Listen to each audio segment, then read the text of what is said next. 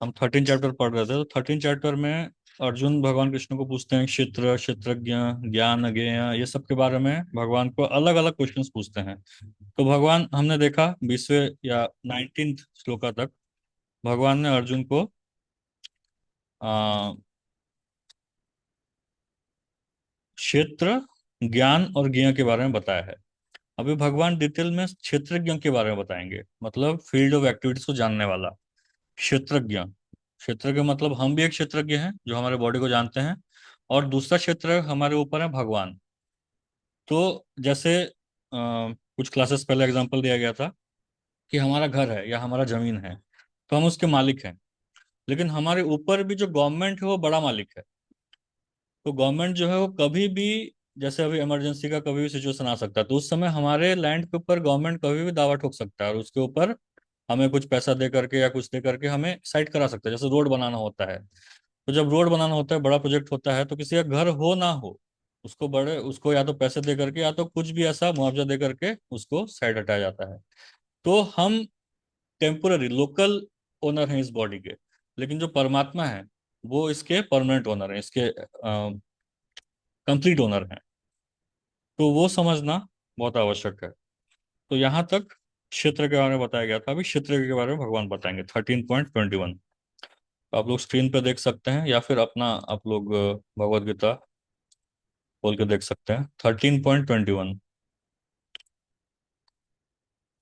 कार्य कारण कर्तृत्व हेतु प्रकृति उच्यते, पुरुष सुख दुखानाम भोक्तृत्व हेतु उच्यते। तो यहाँ बताया जा रहा है प्रकृति समस्त भौतिक कारणों तथा कार्यों अर्थात परिणामों की हेतु कही जाती है, और जीव पुरुष इस संसार में विविध सुख दुख के भोग का कारण कहा जाता है। तो ये थोड़ा सा आप लोग डिफिकल्ट हो सकता है समझने में, लेकिन यही समझना है। यही समझेंगे तभी जाकर के हम भौतिक जगत से ऊपर उठ पाएंगे, तभी जाकर के हम अपने प्रकृति को समझ करके प्रकृति के ऊपर उठ पाएंगे। तो इसको समझना आवश्यक है। तो हरे कृष्णा, अपने आप को म्यूट रखिए।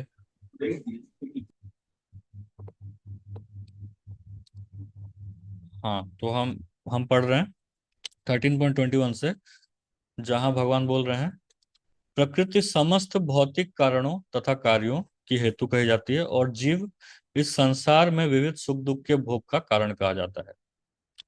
तो हमारा जो ये शरीर है, हमें जो ये शरीर मिला हुआ है, वो हमारे कर्मों के कारण, हमारे पिछले जन्म के कर्मों के कारण हमें ये शरीर मिला हुआ है।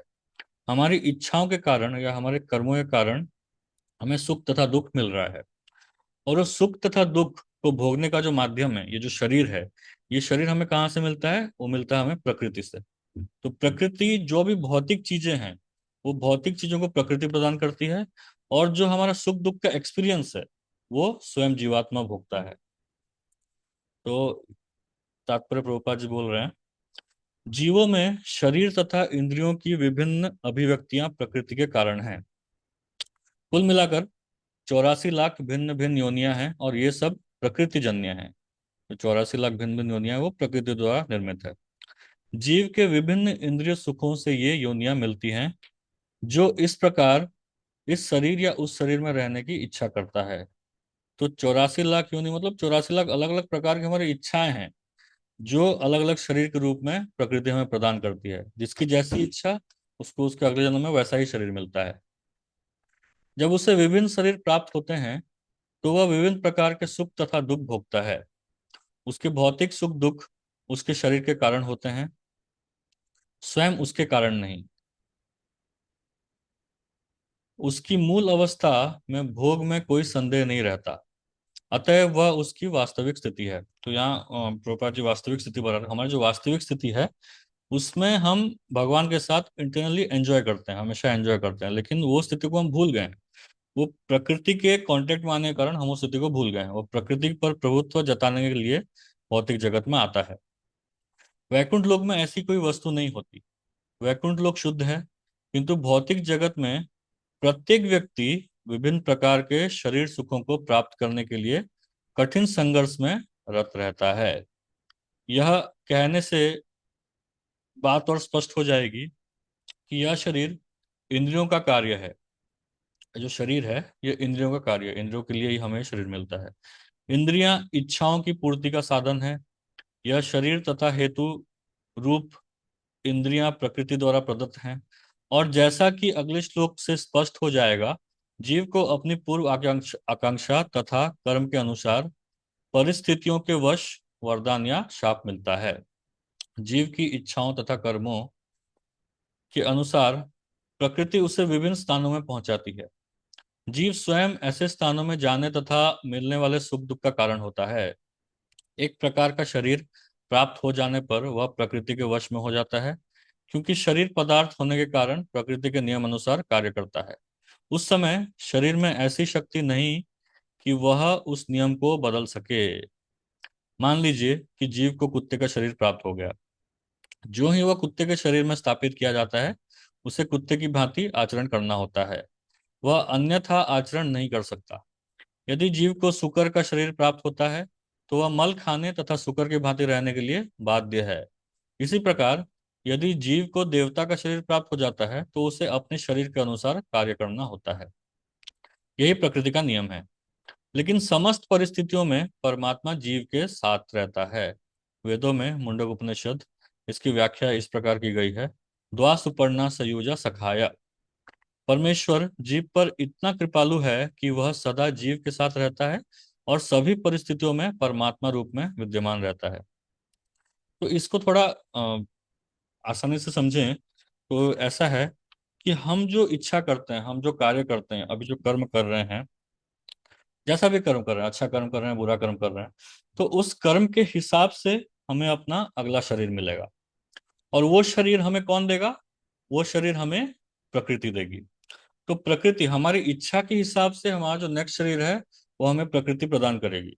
और उसके बाद जो सुख दुख उसमें मिलने वाला है, उसमें हमारा कंट्रोल नहीं है, क्योंकि वो जो है वो पहले से डिसाइड हो चुका है। हमने जो पुराना कर्म किया है उसके हिसाब से हमारा हमें सुख और दुख मिलने वाला है। तो वो सुख और दुख कौन एक्सपीरियंस कर रहा है? वो सुख और दुख एक्सपीरियंस कर रहा है जीवात्मा। लेकिन वो दिया, जो माध्यम कहाँ से मिल रहा है? माध्यम मिल रहा है प्रकृति से। तो ये कनेक्शन है। मतलब जो जीवात्मा है वो अपने सुख दुख को ही एंजॉय कर रहा है या फिर उसको सफर कर रहा है, लेकिन उसका माध्यम जो है, जो शरीर है, वो मिलता कहाँ से है? वो मिलता है प्रकृति से। लेकिन इसके साथ साथ ये समझना जरूरी है कि प्रकृति जो शरीर हमें दे रही है, तो वो शरीर में इंद्रियां आ रही हैं, शरीर में सेंसेस आ रहे हैं, और उन्हीं सेंसेस को सेटिस्फाई करने के लिए हम अपना नेक्स्ट शरीर बनाते हैं। तो उन सेंसेस को सेटिस्फाई करने के लिए हम सही कार्य करते हैं, गलत कार्य करते हैं, कई कई बार गलत कार्य करते हैं, और उससे हमारा नेक्स्ट कर्मा बनते जाता है। तो ये चीज को जब तक हम पढ़ेंगे नहीं, जब तक हम समझेंगे नहीं, तो इससे बाहर निकलने का हम प्रयास ही नहीं करेंगे। ये एक परपेचुअल मोशन मशीन, साइंस में एक टर्म आता है, परपेचुअल मोशन मशीन। मतलब एक बार शुरू कर दिया, एक बार हमने इनपुट डाल दिया, तो कंटिन्यूअस लगातार चलते रहेगा, चलते रहेगा, चलते रहेगा। तो एक पेंडुलम होता है, पेंडुलम में अगर ग्रेविटी ना हो तो कंटिन्यूअस चलते रहेगा। तो वैसे ही अगर हम प्रकृति के बारे में जानने का प्रयास नहीं करेंगे, प्रकृति कैसे कार्य करती है, हम कैसे प्रकृति के वश में आ जाते हैं, उसके बारे में अगर जानने का प्रयास नहीं करेंगे, तो सर्कल चलते रहेगा। हम इच्छाएं करते रहेंगे, हमें अगला शरीर प्रकृति हमें देते रहेगी, फिर प्रकृति हमें इंद्रियां देगी, इंद्रियों में हम फिर से हम एंजॉय करने की कोशिश करेंगे, और वो एंजॉय करते करते फिर से हमारा नया कर्म बनेगा, फिर से एक नया शरीर बनेगा। तो उसके हमारी इच्छा के हिसाब से हमें नेक्स्ट लाइफ में या तो कुत्ते का शरीर मिलता है, या बिल्ली का शरीर मिलता है, या सुअर का शरीर मिलता है, या कीड़े का शरीर मिलता है, या मछली का शरीर मिलता है। तो ऐसे अलग अलग शरीर हमें हमारी इच्छा के हिसाब से ही नेक्स्ट लाइफ में मिलता है। और प्रकृति हमें फैसिलिटेट कराती है कि हमने जो कार्य किया है पिछले जन्म में, वो हम एंजॉय कर सके या फिर उसको सफर करें। तो इसलिए ये समझेंगे, भगवान भी आगे बताएंगे, जो ये चीज को समझता है ना, समझने की कोशिश करता है, समझता है, वही जाकर के इसके ऊपर उठ सकता है, नहीं तो इसके ऊपर उठ पाना असंभव है। तो इसलिए ये चीज को जानना बहुत आवश्यक है, इसको समझना बहुत आवश्यक है। प्रकृति के बारे में समझना, देखिए, भगवान 6 चैप्टर में, 18 में से 6 चैप्टर भगवान प्रकृति के बारे में ही बोल रहे हैं, नेचर के बारे में ही बोल रहे हैं। इसलिए स्वयं का नेचर, सामने वाले का नेचर, इस जगत का नेचर, भगवान का नेचर, हर चीज का नेचर जानना बहुत जरूरी है, हर चीज का प्रकृति जानना बहुत ही ज्यादा आवश्यक है। तभी जाकर के इस भौतिक प्रकृति हम ऊपर उठ पाएंगे। तो थोड़ा पेचीदा लग रहा होगा, लेकिन समझना पड़ेगा, इसको हमें समझना पड़ेगा, प्रकृति के बारे में हमको जानना पड़ेगा। तो ये हो गया प्रकृति और जीवात्मा का रिलेशन। अभी आगे इसको थोड़ा और डिटेल में भगवान बताएंगे 22वें श्लोक में। पुरुष प्रकृतिस्थो ही भुंक्ते प्रकृति जान गुणान कारणम गुण संगस्य सद असद योनि जन्मसु। यहाँ भगवान बोल रहे हैं, इस प्रकार जीव प्रकृति के तीनों गुणों का भोग करता है, करता हुआ प्रकृति में ही जीवन बिताता है। समझ रहे हैं? इस प्रकार जीव प्रकृति के तीनों गुणों का भोग करता हुआ प्रकृति में ही जीवन बिताता है। यह उस प्रकृति के साथ उसकी संगति के कारण है। इस तरह उसे उत्तम तथा अधम योनियां मिलती रहती हैं। सद असद योनि जन्मसु, अच्छा योनि या फिर बुरा योनि मिलते रहता है मेटेरियल टर्म्स में। वैसे तो सारी भौतिक जगत में सारी योनियां बुरी हैं, लेकिन भौतिक टर्म्स में कुछ अच्छा योनि मिलता है, मनुष्य का शरीर मिलता है, या फिर जानवर या पशु का या पंछी का हमें शरीर मिलता है। तो तात्पर्य कोई पढ़ेंगे? मैं पढ़ू प्रभु जी। हाँ, पढ़ो। हरे कृष्णा। यह श्लोक यह समझाने के लिए महत्वपूर्ण है कि जीव एक शरीर से दूसरे शरीर में किस प्रकार देहांतरण करता है। दूसरे अध्याय में बताया गया है कि जीव एक शरीर को त्याग कर दूसरा शरीर उसी तरह धारण करता है जिस प्रकार कोई वस्त्र बदलता है। वस्त्र का परिवर्तन इस संसार के प्रति आसक्ति के कारण है। जब तक जीव इस मिथ्या प्राकट्य पर मुग्ध रहता है तब तक उसे निरंतर देहांतरण करना पड़ता है। प्रकृति पर प्रभुत्व जताने की इच्छा के फलस्वरूप वह ऐसी प्रतिकूल परिस्थितियों में फंसा रहता है। भौतिक इच्छा के वशीभूत हो उसे कभी देवता के रूप में तो कभी मनुष्य के रूप में, कभी पशु, कभी पक्षी, कभी कीड़े, कभी जल जंतु, कभी संत पुरुष तो कभी खटमल के रूप में जन्म लेना होता है।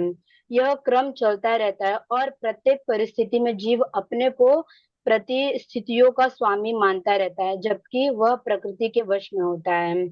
यह यहाँ पर बताया गया है कि जीव किस प्रकार विभिन्न शरीरों को प्राप्त करता है। यह प्रकृति के विभिन्न गुणों की संगति के कारण है, अतः इन गुणों के ऊपर उठकर दिव्य पद पर स्थित होना होता है। यही कृष्ण भावनामृत कहलाता है। कृष्ण भावनामृत में स्थित हुए बिना भौतिक चेतना मनुष्य को एक शरीर से दूसरे शरीर में देहांतरण करने के लिए बाध्य करती रहती है, क्योंकि अनादिकाल से उसमें भौतिक आकांक्षाएं व्याप्त है। लेकिन उसे इस विचार को बदलना होगा। यह परिवर्तन प्रामाणिक स्रोतों से सुनकर ही लाया जा सकता है। इसका सर्वश्रेष्ठ उदाहरण अर्जुन है, जो कृष्ण से ईश्वर विज्ञान का श्रवण करता है। यदि जीव इस श्रवण विधि को अपना ले तो प्रकृति पर प्रभुत्व जताने की चीर अभिलाषा आकांक्षा समाप्त हो जाए और क्रमशः जो जो यह प्रभुत्व जताने की इच्छा को कम करता जाएगा त्यों त्यों उसे आध्यात्मिक सुख मिलता जाएगा। एक वैदिक मंत्र में कहा गया है कि जो जो जीव भगवान की संगति से विद्वान बनता जाता है त्यों त्यों उसी अनुपात में वह आनंदमय जीवन का आस्वादन करता है। हरे कृष्णा। तो प्रभुपाद जी बोलते हैं, the real cause of our suffering is our desired lord over material nature. तो हमारा जो दुख का असली कारण क्या है? हम इस भौतिक जगत के ऊपर अपना प्रभुत्व जगाना चाहते हैं। हम सोचते हैं कि हमारे लिए ही सब कुछ कार्य हो रहा है। हम हमारी वजह से ही घर चल रहा है, हमारी वजह से परिवार चल रहा है, हमारी वजह से ये दुकान चल रहा है, या हमारी वजह से ये कंपनी चल रहा है, हमारी वजह से ये पोस्ट पोजीशन चल रहा है, हमारी वजह से हम बस मैं बस मैं बकरी की तरह मैं करते थे, बस मेरी वजह से ही सब कुछ चल रहा है। तो ऐसा इसी यही सारे दुख का कारण बन जाता है। हम जहाँ सोचने लगते हैं कि मैं अहंकार विमूढ़ आत्मा करता हम इति मन्यते। अहंकार के कारण हम सोचते हैं कि मैं सारी चीजों का करता हूँ, मैं सारी चीजों को मेरे द्वारा ही किया जा रहा है। तो ऐसा जब तक व्यक्ति सोचते रहता है तो निरंतर ये जो, जैसे प्रभुपाद जी ने बहुत सारे एग्जांपल्स दिए, कभी पशु, कभी पक्षी, कभी कीड़े, कभी जल जंतु, कभी संत पुरुष, कभी खटमल, ऐसा निरंतर चलता जाता है, कंटिन्यूअसली चलता जाएगा जब तक हम उसको कंट्रोल करने का कोशिश करेंगे। मेटेरियल नेचर को जब तक हम कंट्रोल करने की कोशिश करेंगे तब तक ये जो साइकिल है ये चलता जाएगा। लेकिन जहां हमें समझ में आ गया कि नहीं, मैं इसका कंट्रोलर नहीं हूं, अपितु जो भौतिक जगत है या भौतिक प्रकृति है, मैं उसके कंट्रोल में हूँ। जो हम हैं, सुबह में हम सत्वगुण में रहते हैं, दोपहर में हम रजोगुण में रहते हैं, रात को तमोगुण में रहते हैं, और उसके हिसाब से हमारा कार्य होता है, उसके हिसाब से ही हम कार्य करते हैं। कोई हमें कुछ बोलता है तो हम अपने मोड्स के हिसाब से कार्य करते हैं, सोच समझ के कार्य नहीं किया जाता जनरली। जनरली मोड्स के हिसाब से ही कार्य किया जाता है, गुणों के हिसाब से, जिस गुण में होते हैं जिस टाइम में, उसके हिसाब से ही कार्य करते हैं, उसके हिसाब से ही रेस्पॉन्स करते हैं, रेस्पॉन्स टू स्टिमुली। तो ये जो है, जो व्यक्ति समझता है, ये व्यक्ति, इसको समझना बहुत आवश्यक है, व्यक्ति को ये समझना बहुत आवश्यक है कि मैं हमेशा गुणों के अधीन रहकर ही कार्य कर रहा हूँ या कर रही हूँ। तो जो ये समझेगा वही जाकर ये गुणों के ऊपर उठ पाएगा। और प्रभुपाद जी उसको समझने का आसान तरीका क्या बता रहे हैं? सबसे आसान तरीका है श्रवण करना। जो भक्तों ने सत्य देखा है, जो इस भौतिक इन तीन गुणों से ऊपर उठ गए हैं, उनसे श्रवण करना ही सर्वश्रेष्ठ उपाय है इन तीन गुणों के ऊपर उठने के लिए। तो इसलिए हमें फेथफुली तद्विधि प्रणिपातेन परिप्रश्न सेवया उपदेक्षन्ते ते ज्ञानम ज्ञानिनः तत्त्वदर्शिनः। तो फेथफुली परिप्रश्नेन, हमें आर्गुमेंट के साथ नहीं, अपितु चेंज होने के लिए, हाँ आप जो बोल रहे हैं मुझे नहीं आता है, आप जो बोल रहे हैं आई विल एक्सेप्ट, आप तो तर्क के साथ मैं एक्सेप्ट करूंगा, but not with argument, argument के साथ नहीं। तो उसको, उनका सेवा करें, सेवा करके वो जो बोल रहे हैं उसको फॉलो करें, उनसे क्वेश्चंस पूछें, तो हमें वो ज्ञान दे सकते हैं। क्यों भगवान बोल रहे हैं? तत्वदर्शिना, उन्होंने सत्य को देखा है, इसलिए वो सत्य का आपको आभास करा सकते हैं, because they have seen the truth. जैसे एक व्यक्ति है, कोई जा करके, किसी ने सोचो अमेरिका जा करके देखा है, तो अमेरिका के बारे में वही बता सकता है जिसने जा करके अमेरिका को देखा हुआ है ना? उसने अगर किसने अगर देखा नहीं है तो कैसे अमेरिका के बारे में बता सकता है? तो वैसे ही जिसने सत्य को देखा हुआ है, वही सत्य का अवगत हमें करा सकता है। तो इसलिए हमें श्रवण करना चाहिए, गुरु से, प्रभुपाद जी से हमें श्रवण करना चाहिए, और उस श्रवण करके उसको फेथफुली सुन करके उसे अपने लाइफ में कंटिन्यूअसली उतारने का प्रयास करना चाहिए। ये नहीं आज श्रवण कर लिया, फिर कल भूल गए, फिर महीने भर बाद याद आया, किसने याद दिलाया तो फिर से श्रवण कर लिया, थोड़ा सा ही फॉलो कर लिया। नहीं, कंटिन्यूअस, ये जो सुनने का प्रोसेस है, ये एक परपेचुअल मोशन मशीन होना चाहिए। ये एक, हर दिन सुन रहे हैं, हर दिन फॉलो कर रहे हैं, हर दिन सुन रहे हैं, हर दिन फॉलो कर रहे हैं। तो ये हमेशा चलते रहना चाहिए, तभी जा करके भौतिक प्रकृति से ऊपर रहेंगे। नहीं तो हमेशा हम आसक्ति में जुड़े रहेंगे, इससे आज तक रहेंगे, उससे आज तक रहेंगे।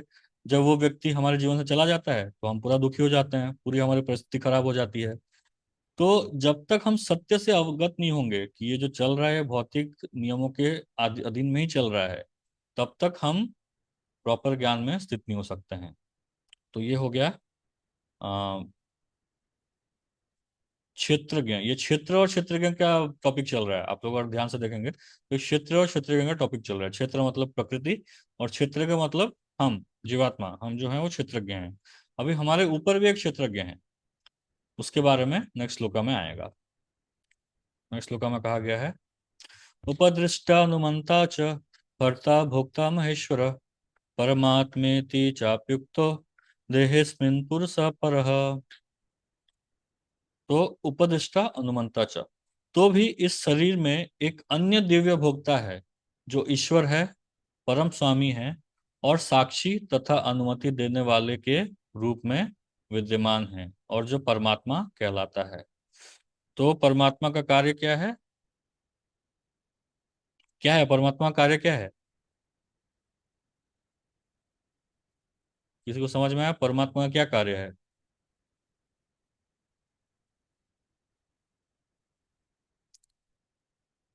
हरे कृष्णा। वो हमें अनुमति दे रहा है। और क्या कर रहे हैं? प्रभु जी, हमारे कर्मों का साक्षी है। हाँ, कर्म, हम जो कार्य कर रहे हैं, हम जो भी कर रहे हैं उनका साक्षी हैं, और उसको वो कंडीशन, मतलब हम जो डिजायर कर रहे हैं वो फुलफिल करना है कि नहीं, उसके अनुमंता है, उसका अनुमति देते हैं। उपदृष्टा अनुमंता च, उपदृष्टा मतलब सबको ओवरसी कर रहे हैं, ओवरसियर एंड परमिटर, सब ओवरसी कर रहे हैं और सबको उसका अनुमति दे रहे हैं। तो परमात्मा का यही दो कार्य है। हमारे हृदय में। तो और कोई पढ़ना चाहेंगे? हरे कृष्णा प्रभु जी, मैं जी प्रभु जी, पढ़ूं मैं? हाँ, आदित्य पढ़ो।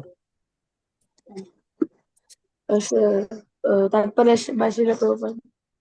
यहाँ पर कहा गया है कि जीवात्मा के साथ निरंतर रहने वाला परमात्मा परमेश्वर का परमेश्वर परमेश्वर का प्रतिनिधि है। वह सामान्य जीव नहीं है, क्योंकि अद्वैतवादी चिंतक शरीर के ज्ञाता को एक मानते हैं। अतएव उनके विचार के परमात्मा तथा जीवात्मा में कोई अंतर नहीं है। इसका स्पष्टीकरण करने के लिए भगवान कहते हैं कि वे प्रत्येक शरीर में परमात्मा रूप में विद्यमान है। वे जीवात्मा से भिन्न है। वे पर है, दिव्य है। जीवात्मा जीवात्मा किसी विशेष क्षेत्र के कार्यों को भोगता है, लेकिन परमात्मा किसी सौमित भोक्ता के रूप में या शारीरिक कर्मों में भाग लेने वाले के रूप में विद्यमान नहीं रहता, अपितु वह साक्षी अनुमतिदाता तथा परम भोक्ता के रूप में स्थित रहता है। उसका नाम परमात्मा है, आत्मा नहीं। वह दिव्य है। अतः यह बिल्कुल स्पष्ट है कि आत्मा तथा परमात्मा भिन्न भिन्न है। परमात्मा के हाथ पैर सर्वत्र रहते हैं, लेकिन जीवात्मा के ऐसा नहीं होता, क्योंकि परमात्मा परमेश्वर है। अतएव वह अंदर से जीव की भौतिक भोग की आकांक्षा पूर्ति की अनुमति अनुमति देता है। परमात्मा की अनुमति के बिना जीवात्मा कुछ भी नहीं कर सकता। जीव जीव भुक्त भुक्त है, और भगवान भोक्ता है या पालक है। जीव अनंत है और भगवान उन सब में मित्र रूप में निवास करता है। तथा यह है कि प्रत्येक जीव परमेश्वर का नित्य अंश है और दोनों मित्र रूप में घनिष्ठता पूर्वक संबंधित है। लेकिन जीव में परमेश्वर के आदेश को अस्वीकार करने की प्रकृति पर प्रभुत्व जताने के उद्देश्य से स्वतंत्रता पूर्वक कर्म करने की प्रवृत्ति पाई जाती है। चूंकि उसमें यह प्रवृत्ति होती है, अतएव वह परमेश्वर की तटस्था शक्ति कहलाता है। जीव जीव या तो भौतिक शक्ति में या आध्यात्मिक शक्ति में स्थित हो सकता है। जब तक वह भौतिक शक्ति द्वारा बद्ध रहता है, तब तक परमेश्वर मित्र रूप में परमात्मा की तरह उसके भीतर रहते हैं, जिससे उसे आध्यात्मिक शक्ति में वापस ले जा सके। भगवान उसे आध्यात्मिक शक्ति में वापस ले जाने के लिए सदैव उत्सुक रहते हैं, लेकिन अपनी अल्प स्वतंत्रता के कारण जीव निरंतर आध्यात्मिक प्रकाश की संगति ठुकराता है। स्वतंत्रता का यह दुरुपयोग ही बद्ध प्रकृति में उसके भौतिक संघर्ष का कारण है। अतएव भगवान निरंतर बाहर बाहर तथा भीतर से आदेश देते रहते हैं। बाहर से वे भगवत गीता के रूप में उपदेश देते हैं और भीतर से वे जीव को यह विश्वास दिलाते हैं कि भौतिक क्षेत्र में उसके कार्यकलाप वास्तविक सुख के लिए अनुकूल नहीं है। उनका उनका वचन है, इससे इससे त्याग दो और मेरे प्रति श्रद्धा करो, तभी तभी तुम सुखी होगे। इस प्रकार जो बुद्धिमान व्यक्ति परमात्मा में अथवा भगवान में श्रद्धा रखता है, वह सच्चिदानंदमय जीवन की ओर प्रगति करने लगता है। हाँ, तो यहाँ पर भगवान बता रहे हैं। देखिए, भगवान यहाँ पे क्लियरली डिफाइन कर रहे हैं कि वो जीवात्मा को छोड़ करके एक और है जो इस शरीर में रहता है, जो केवल जो जीवात्मा कार्य कर रहा है उसको देखते रहता है और उसको अनुमति अनुमति देता रहता है। तो ये किस प्रकार है, प्रभुपाद जी एक एग्जाम्पल देते हैं। एग्जाम्पल देते हैं कि एक पेड़ है, एक बहुत बड़ा पेड़ है, उसमें बहुत सारे फल हैं, और उस पेड़ में दो पंछी हैं। एक पंछी है, वो केवल उन फलों को खाया जा रहा है, उन अलग अलग फल को जा करके टेस्ट कर रहा है, उनको खा रहा है। और दूसरा जो पंछी है वो केवल उसको देख रहा है, उसको बस साक्षी है वो, उसको साक्षी है। तो वैसा ही है, देखने के लिए दोनों सेम दिख रहे हैं, दोनों का स्वभाव सेम दिख रहा है, लेकिन दोनों में बहुत फर्क है। जो परमात्मा है वो परमात्मा केवल इस शरीर के बारे में नहीं, लेकिन बल्कि सारे शरीर के बारे में जानते हैं। ब्रह्मांड में जितने भी शरीर हैं, ब्रह्मांड के बाहर भी जितने शरीर हैं, उन सबके बारे में परमात्मा जानते हैं। लेकिन हम जो हैं, हम जो जीवात्मा हैं, वो केवल हमारे शरीर के बारे में ही, वो भी लिमिटेड, ऐसा नहीं कि पूरा हम लोग जानते हैं, लिमिटेड जानते हैं। कैसे? क्योंकि हम जो खा रहे हैं वो खा करके कैसे डाइजेस्ट हो करके कैसे बाहर जा रहा है वो भी हमें पता नहीं है। उसका प्रोसेस क्या एग्जैक्टली क्या हो रहा है अंदर जा करके वो भी हमें पता नहीं है। तो हम अपने शरीर को भी थोड़ा सा ही जानते हैं, पूरा नहीं जानते हैं। लेकिन जो परमात्मा है वो हमारे शरीर को पूरी तरह से जानते हैं, और केवल हमारे शरीर को ही नहीं, बाकी जितने शरीर हैं वो सबको अच्छे से जानते हैं। तो ये तीन चीज, प्रकृति, जीवात्मा और भगवान, प्रकृति, जीवात्मा, परमात्मा, ये तीनों को डिफरेंट, ये तीनों अलग अलग हैं, इसके बारे में जानना बहुत आवश्यक है। जो निराकारवादी हैं या भौतिकवादी हैं, वो बोलते हैं कि जीवात्मा और परमात्मा सेम है। ऐसा नहीं है, भगवान यहाँ क्लियरली बोल रहे हैं कि जीवात्मा छोड़ करके एक और भोक्ता है, एक परम भोक्ता है, जो महेश्वर है, महाईश्वर, भर्ता भोक्ता महेश्वर। भर्ता मतलब मेंटेनर, भोक्ता मतलब एंजॉयर, महेश्वर है, सबके कंट्रोलर हैं वो। तो ऐसा इनको परमात्मा कहा जाता है। परमात्मा और जीवात्मा में फर्क है। अगर हम बोल देंगे कि जीवात्मा आगे चल करके जब शुद्ध हो जाएगा तो परमात्मा बन जाएगा, ऐसा नहीं होने वाला है। जीवात्मा और परमात्मा में हमेशा फर्क रहने वाला है। हाँ, हमारा क्वालिटी सेम है। सच्चिद आनंद विग्रह, जो भगवान का जो स्वरूप है सच्चिद आनंद, हमारा भी वही स्वरूप है। हम भी सत्य, हम भी हमेशा के लिए, हम इटर्नल हैं, हम हमें भी ज्ञान भरा हुआ है, हम भी आनंद रूप में हैं, लेकिन वो माइन्यूट क्वांटिटी में। भगवान जो है वो पूरा विग्रह सच्चिदानंद, कंप्लीटली सच्चिदानंद है। हम उनके पार्ट हैं। जैसे सोना का जो खान है, सोने के खान का उससे अगर सोना का छोटा टुकड़ा ले आए तो वही सेम क्वालिटी है, लेकिन क्वांटिटी में फर्क है। समंदर का पानी है, उसका एक बूंद पानी समंदर के साथ सेम क्वालिटी है, लेकिन फर्क क्या है? क्वांटिटी में। तो वैसे ही भगवान सब कुछ जानते हैं, और हम केवल इस शरीर के बारे में थोड़ा सा जानते हैं। तो ये फर्क है, ये फर्क हमेशा ज्ञात होना चाहिए। हमें पता होना चाहिए कि अल्टीमेट कंट्रोलर जो है वो कौन है? भगवान है। भोक्ता भर्ता महेश्वर। भोक्ता है भगवान, भर्ता मतलब हमें मेंटेन करते हैं, मतलब हमारे सबसे अच्छे मित्र हैं। फिर भोक्ता हर चीजों के एंजॉयर हैं, और महेश्वर सब चीजों को कंट्रोल करते हैं। यही चीज, यही सेम चीज, जो तीन वर्ड मैंने बताया, ये सेम चीज आपको भगवत गीता के 5वें अध्याय के 29वें श्लोक में मिलेगा, 5.29, जहाँ पीस फॉर्मूला बताया गया है। कौन खुश रह सकता है? भोक्ताराम यज्ञ तपसाम सर्वलोक महेश्वरम, सुहृदम सर्वभूतानाम ज्ञात्वा माम शांति मृच्छति। जो व्यक्ति ये जानता है कि भगवान सारी चीजों के भोक्ता हैं, सारे यज्ञों के भोक्ता भगवान हैं, उसके बाद सर्वलोक महेश्वरम, सारे जीवात्माओं के महेश्वर हैं, मतलब सारी चीजों के महेश्वर है, सारी चीजों के में जो सुप्रीम कंट्रोलर है वो भगवान है। सुहृदम सर्वभूतानाम, सारे जीवात्माओं के सुहृद हैं और उनका मेंटेनेंस करते रहते हैं भगवान। तो वो जो व्यक्ति है, ऐसा जो जान जाता है भगवान के बारे में, वो व्यक्ति शांति से रह सकता है।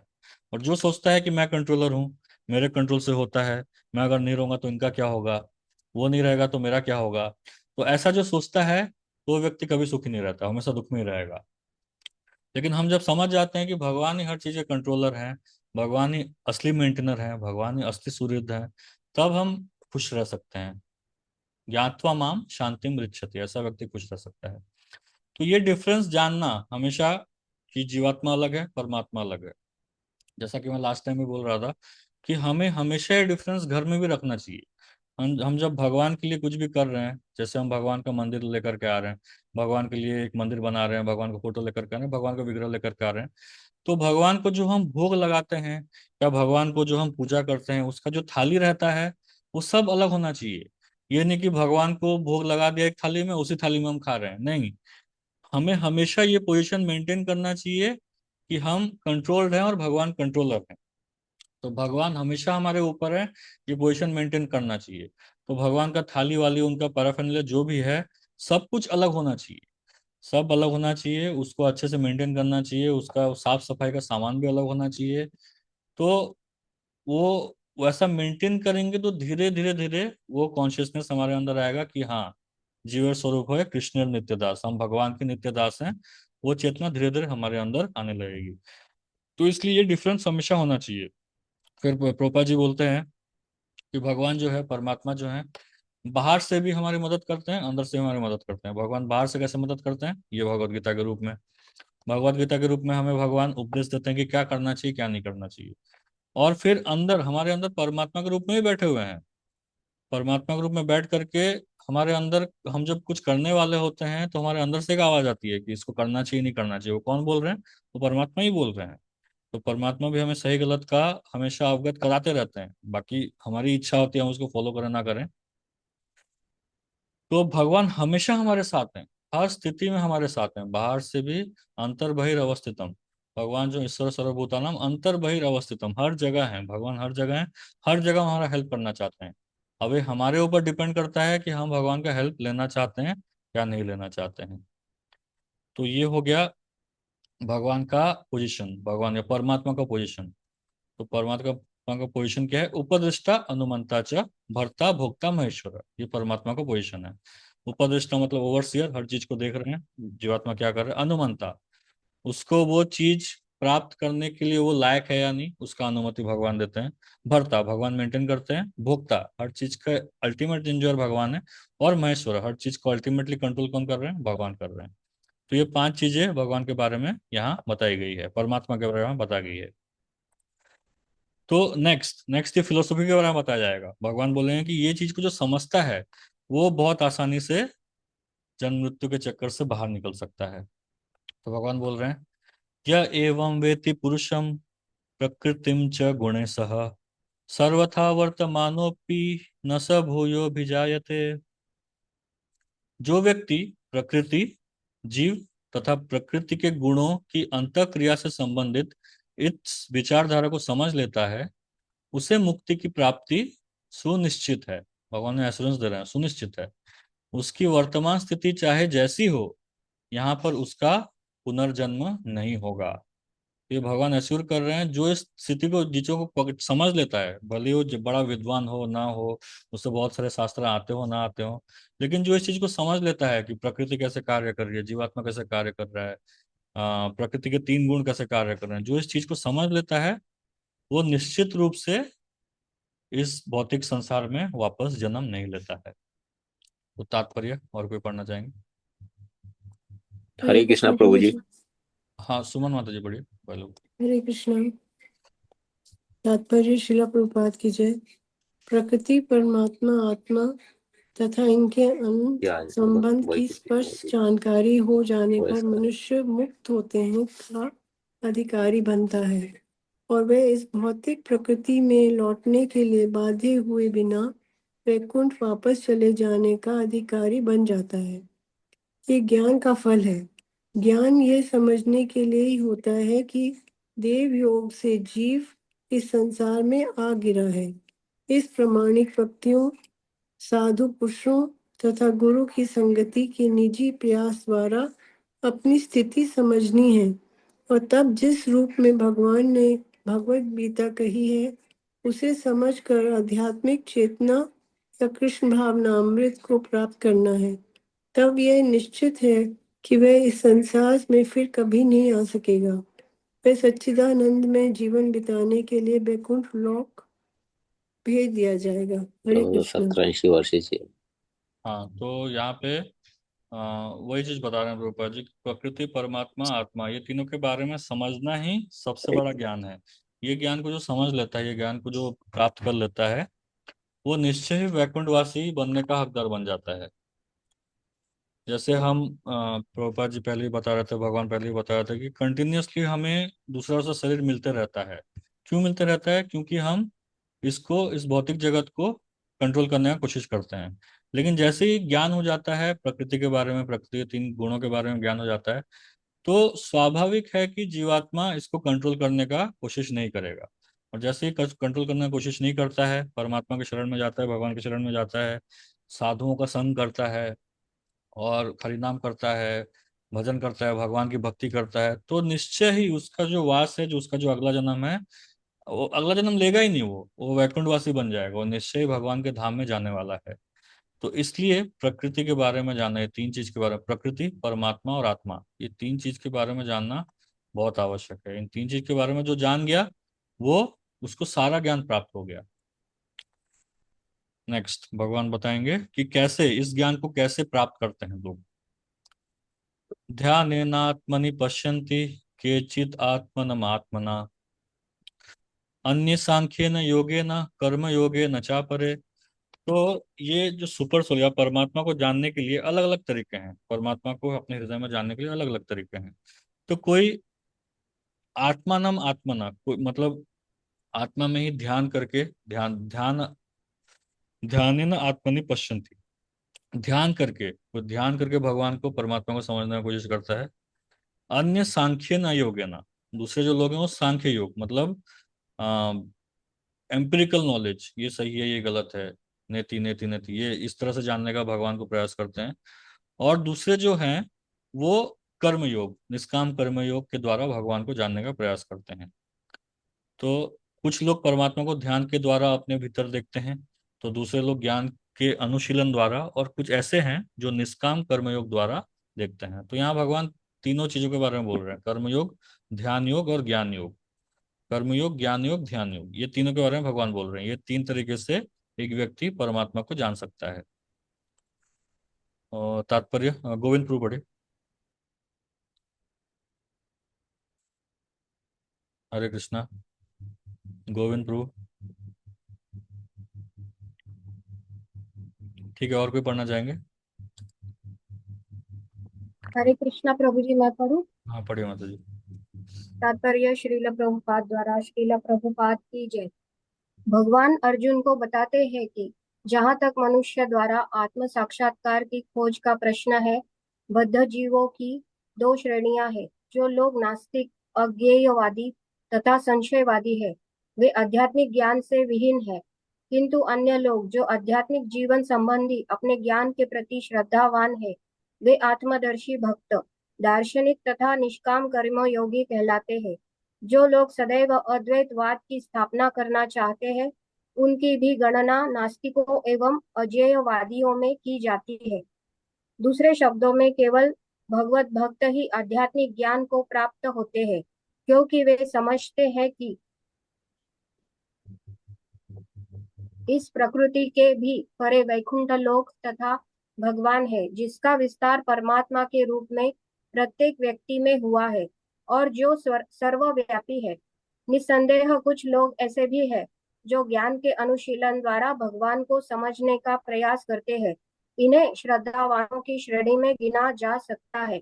सांख्य दार्शनिक इस भौतिक जगत का विश्लेषण 24 तत्वों के रूप में करते हैं और वे आत्मा को 25वां तत्व मानते हैं।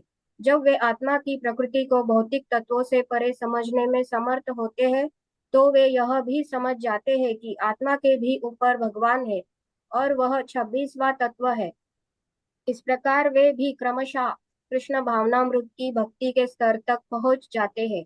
जो लोग निष्काम भाव से कर्म करते हैं, उनकी भी मनोवृत्ति सही होती है। उन्हें कृष्ण भावनामृत की भक्ति के पद तक बढ़ने का अवसर दिया जाता है। यहाँ पर यह कहा गया है कि कुछ लोग ऐसे होते हैं जिनकी चेतना शुद्ध होती है और वे ध्यान द्वारा परमात्मा को खोजने का प्रयत्न करते हैं, और जब वे परमात्मा को अपने अंदर खोज लेते हैं तो वे दिव्य पद को प्राप्त होते हैं। इसी प्रकार अन्य लोग हैं जो ज्ञान के अनुशीलन द्वारा परमात्मा को जानने का प्रयास करते हैं। कुछ ऐसे भी हैं जो हठयोग द्वारा अपने बालकों जैसे क्रियाकलापों द्वारा भगवान को प्रसन्न करने का प्रयास करते हैं। हरे कृष्ण। हाँ, तो यहाँ पे तीन तीन अलग अलग तरीके जो भगवद गीता में बताए गए हैं अलग अलग जगह में, तो उसके बारे में भगवान बता रहे हैं, प्रभुपाद जी उन्हीं को एक्सप्लेन कर रहे हैं। जैसे ज्ञान योगी हैं, वो इस भौतिक जगत के 24 एलिमेंट्स जो हैं, 24 अलग अलग तत्व हैं इस भौतिक जगत के, 5 ज्ञानेंद्रियां, 5 कर्मेंद्रियां, 5 विषय वस्तु, इंद्रिय वस्तु, 5 पंच महाभूत, मन बुद्धि अहंकार और महतत्व। ये जो 24 एलिमेंट्स हैं, ये 24 एलिमेंट्स के बारे में एनालाइज करके जो ज्ञान प्राप्त करने की कोशिश करते हैं, उस वो जो जीवात्मा है या हम जो हैं उसको 25वां एलिमेंट मानते हैं, 25वां तत्व। तो इनके बारे में, इन 25 चीजों के बारे में जानते जानते जो श्रद्धावान हैं, ऐसे जो ज्ञानी जो श्रद्धावान हैं, वो लोग आगे चल करके जानते हैं कि हाँ, जीवात्मा के ऊपर एक परमात्मा भी है जिसके बारे में जानना ज्यादा आवश्यक है। तो ऐसे लोग भगवान के बारे में जानने का प्रयास करते हैं, जान भी जाते हैं। लेकिन बहुत मुश्किल प्रोसेस है, बहुत कठिन प्रोसेस है ये। उसके बाद कुछ लोग होते हैं जो निष्काम कर्मयोग, कर्म करते हैं लेकिन वो सब भगवान के ऊपर अर्पित करके फिर भगवान को जानने का प्रयास करते हैं। और कुछ ऐसे लोग हैं जो हठ योग द्वारा भगवान को प्रभुपाद जी बोलते हैं बच्चों जैसा क्रियाकलाप जैसे होता है ना, कुछ बच्चे होते हैं अलग अलग चेहरा बनाते हैं, अलग अलग हंसी कुछ आवाज निकालते हैं, तो उससे क्या उनके माता पिता बड़े खुश हो जाते हैं। अलग अलग चेहरा बनाते हैं, अलग अलग आवाज निकाल करके माता पिता को बड़ा अच्छा लगता है। मतलब माता पिता को खुश करने का प्रयास करते हैं। कई बार वो डिस्टर्बिंग भी होता है। तो वैसे उसी प्रकार जो हठ योगी होते हैं, प्रभुपाद बोलते हैं कि वो लोग बालकों जैसा क्रियाकलाप करते हैं और भगवान को प्रसन्न करने का प्रयास करते हैं। तो अलग अलग मुद्राएं करके, अलग अलग क्रियाएं करके, अलग अलग एक्सरसाइज करके, अलग अलग फॉर्मेशंस बना करके वो भगवान को प्रसन्न करने की कोशिश करते हैं। कई बार भगवान को अच्छा लगता है, कई बार डिस्टर्बिंग भी होता है वो चीज। तो ये अलग अलग तरीके हैं, अलग अलग तरीकों से वो भगवान को जानने का प्रयास कर सकता है एक जीवात्मा।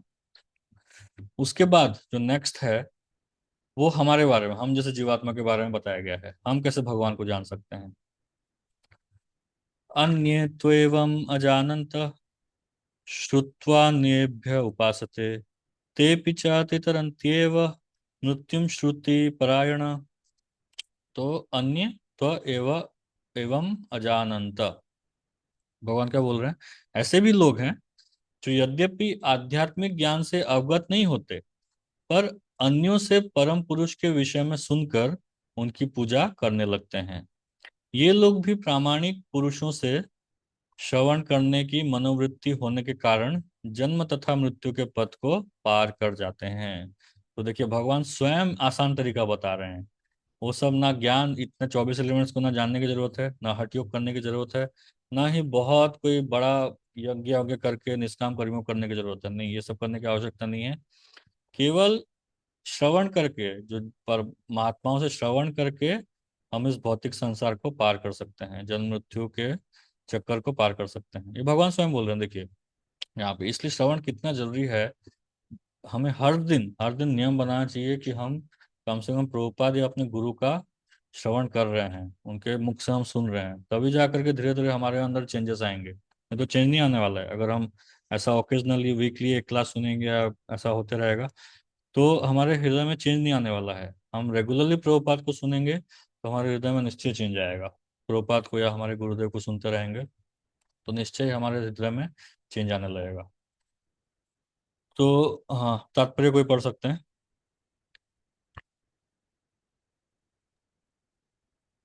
हरे कृष्णा। यह श्लोक आधुनिक समाज पर विशेष रूप से लागू होता है, क्योंकि आधुनिक समाज में आध्यात्मिक विषयों की शिक्षा नहीं दी जाती।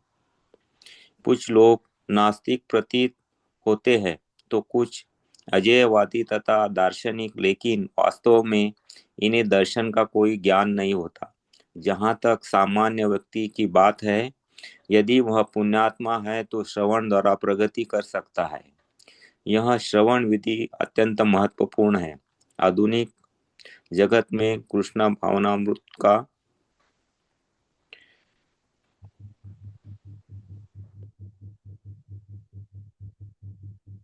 श्रवण विधि अत्यंत महत्वपूर्ण है। आधुनिक जगत में कृष्ण भावनाओं का उपदेश करने वाले भगवान चैतन्य ने श्रवण पर अत्यधिक बल दिया था, क्योंकि यदि सामान्य व्यक्ति प्रामाणिक स्रोतों से केवल श्रवण करे तो वह प्रगति कर सकता है। विशेषतः चैतन्य महाप्रभु के अनुसार यदि वह हरे कृष्ण कृष्ण कृष्ण हरे हरे, हरे राम राम राम हरे हरे दिव्य ध्वनि को सुने। इसलिए कहा गया है कि सभी व्यक्तियों को सिद्ध पुरुषों से श्रवण करने का लाभ उठाना चाहिए और इस तरह क्रम से प्रत्येक वस्तु समझने में समर्थ बनना चाहिए।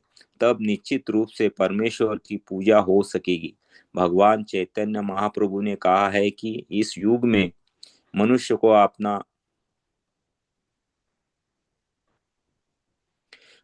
अपना पद बदलने की आवश्यकता नहीं, अपितु उसे चाहिए कि वह मनोधार्मिक तर्क द्वारा परम सत्य को समझने के प्रयास को त्याग दे।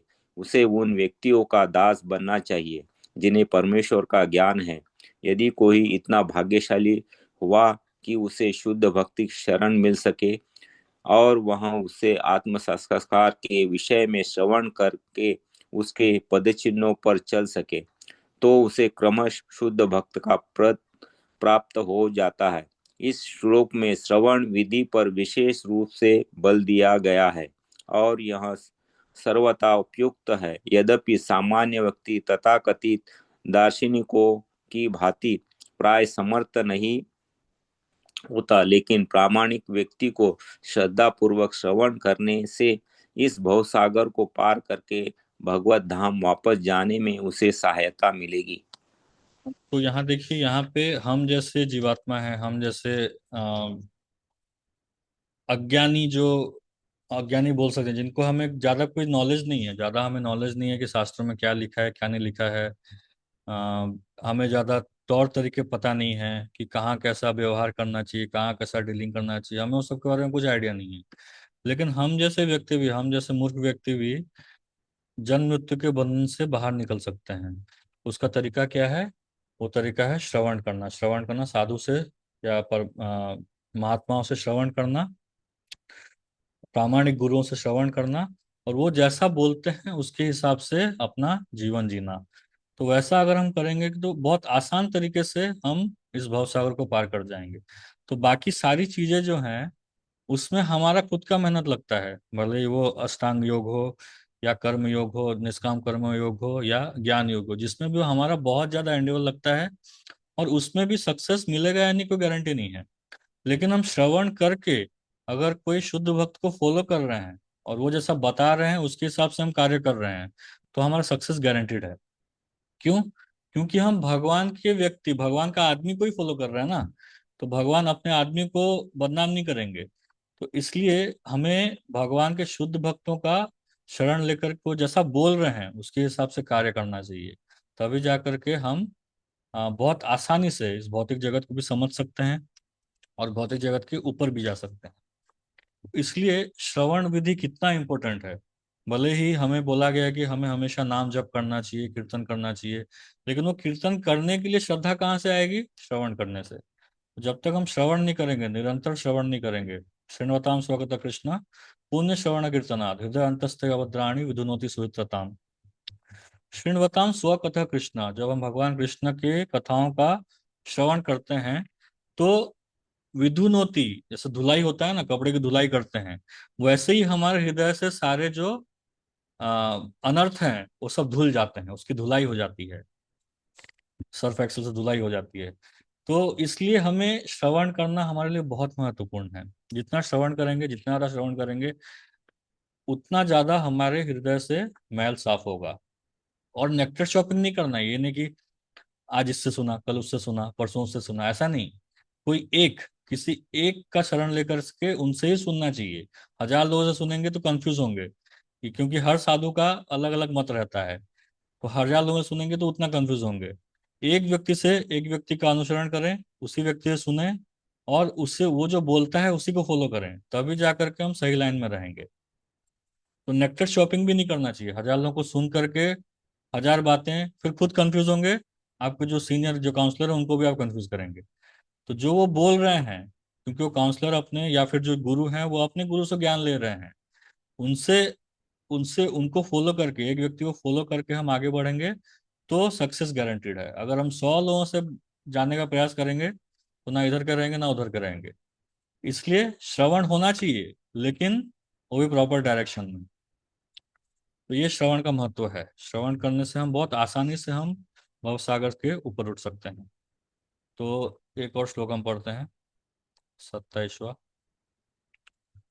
यावत् संजायते किंचित सत्वं स्थावर जंगमम क्षेत्र क्षेत्रज्ञ संयोगात तद्विद्धि भरतर्षभा।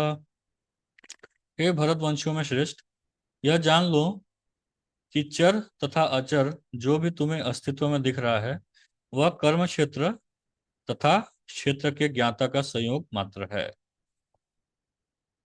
तो इसका अर्थ ये हुआ, कर्म क्षेत्र मतलब प्रकृति, और क्षेत्रज्ञ मतलब हम। तो हम दोनों, जो भी हमें दिख रहा है वो प्रकृति और जीवात्मा के एक कॉम्बिनेशन है। तो ये दोनों एक कॉम्बिनेशन से ही पूरा जगत बना हुआ है, प्रकृति और जीवात्मा के कॉम्बिनेशन से। तात्पर्य कोई पढ़ सकते हैं? पढ़ो प्रभु जी। हाँ पढ़िए माता जी। तात्पर्य श्रील प्रभात की जय। इस श्लोक में ब्रह्मांड की सृष्टि के भी पूर्व से अस्तित्व में रहने वाली प्रकृति तथा जीव दोनों की व्याख्या की गई है। जो कुछ भी उत्पन्न किया जाता है वह जीव तथा प्रकृति का संयोग मात्र होता है। वृक्ष, पर्वत आदि ऐसे अनेक अभिव्यक्तियां हैं जो गतिशील नहीं है। इनके साथ ही ऐसे अनेक वस्तुएं हैं जो गतिशील हैं, और ये सब भौतिक प्रकृति तथा परा प्रकृति अर्थात जीव के संयोग मात्र है। परा प्रकृति जीव के स्पर्श के बिना कुछ भी उत्पन्न नहीं हो सकता। भौतिक प्रकृति तथा आध्यात्मिक प्रकृति का संबंध निरंतर चल रहा है, और ये संयोग परमेश्वर द्वारा संपन्न कराया जाता है। अतः वे ही परा तथा अपरा प्रकृतियों के नियामक हैं। अपरा प्रकृति उनके द्वारा सृष्ट